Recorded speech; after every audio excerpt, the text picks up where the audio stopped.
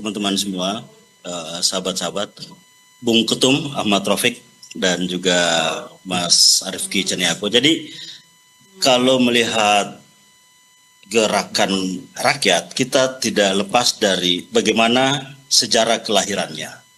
Sejarah kelahiran gerakan rakyat adalah bersatunya kekuatan masyarakat yang waktu itu secara organik, yang kemudian karena atas dasar cita-cita perubahan, perjuangan agenda perubahan, sehingga bersatu di dalam sebuah komunitas besar yang disebut dengan gerakan rakyat, yang saat itu agendanya cuma satu, menjadikan Anies Baswedan sebagai presiden pada Pilpres 2024. Nah, inilah yang menjadi basis awal. Jadi basis daripada gerakan rakyat, basis awalnya adalah gerakan kerelawanan. Gerakan kerelawanan inilah yang kemudian berhimpun pada bulan November 2023, membuat sebuah rumah besar yang disebut dengan gerakan rakyat, yang kemudian kesadaran ini terus tumbuh sampailah pada setelah pasca Pilpres 2024. Maka di akhir tahun tersebut ada kesadaran untuk membangun sebuah organisasi kemasyarakatan secara formal.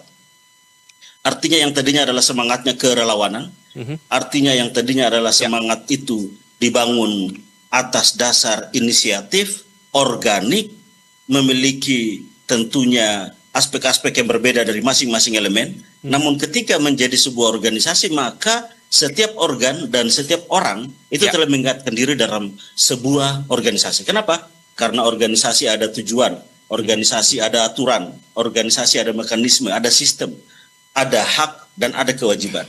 Nah, maka pada 2025 Gerakan Rakyat dideklarasikan sebagai organisasi kemasyarakatan yang berbadan hukum.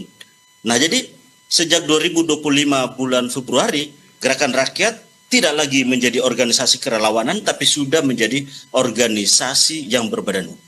Nah, namun ada kesadaran bahwa dengan organisasi kemasyarakatan kita tidak memiliki sebuah kekuatan yang berbasis politik. Kenapa? Karena kita tahu bahwa banyak hal terkait dengan kebijakan-kebijakan politik itu basisnya adalah lembaga ataupun badan hukum partai politik.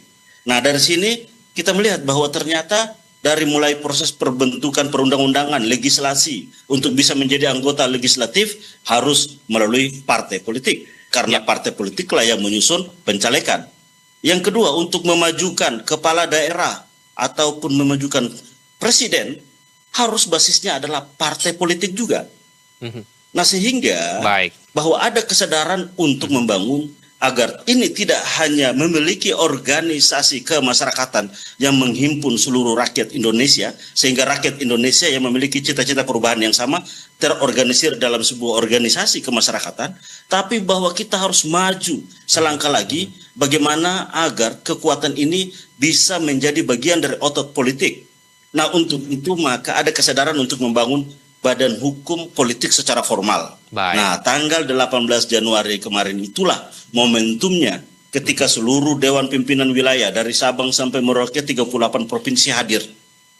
Sayap-sayap organisasi, sayap pemuda, badan-badan otonom, badan kebencanaan, badan perempuan, badan pengawalan keamanan, dan juga Dewan Pakar hadir dalam sebuah forum yang terhormat itu, dan disitulah diputuskan, ditetapkan bahwa Gerakan Rakyat menetapkan, mendirikan partai politik yang kita sebut dengan Partai Gerakan Rakyat. Baik, Pak Sahrin. Partai Gerakan Rakyat ini tidak bisa dilepaskan dengan Mas Anies Rashid Baswedan. Kalau kita lihat sejarahnya, lahirnya dari kerelawanan memperjuangkan Anies sebagai presiden, maka ini tersambung terus. Sehingga Anies dan Gerakan Rakyat ini bagaikan dua sisi mata uang. Sekeping mata uang dengan sisi satu Anies, sisi satu Gerakan Rakyat. Ini satu kesatuan yang utuh. Nah, sehingga tidak bisa dipungkiri bahwa memang kehadiran Gerakan Rakyat adalah yang sebagaimana disampaikan tadi. Kita menginginkan, merindukan, memperjuangkan keadilan, kemakmuran bagi masyarakat. Dan yang kedua, kita juga memiliki agenda bagaimana menjadikan Anies Rashid Baswedan sebagai Presiden Republik Indonesia.